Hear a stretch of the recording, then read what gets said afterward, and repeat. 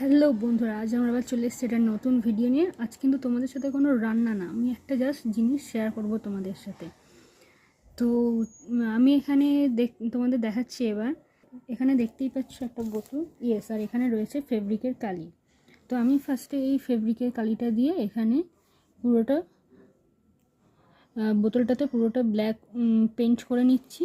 আর হ্যাঁ, আমার এখানে একটা বোতল কিনে নিয়ে সেই বোতলটাতে ভালো করে আগে সার্ফের জল দিয়ে ভালো করে ধুয়ে তারপর এখানে আমি পেন্ট করছি। এটা পেন্ট করা হয়ে গেলে বাকিটা আমি তোমাদের সাথে শেয়ার করব। এটা সারাউন্ডিং গোল জিনিসটা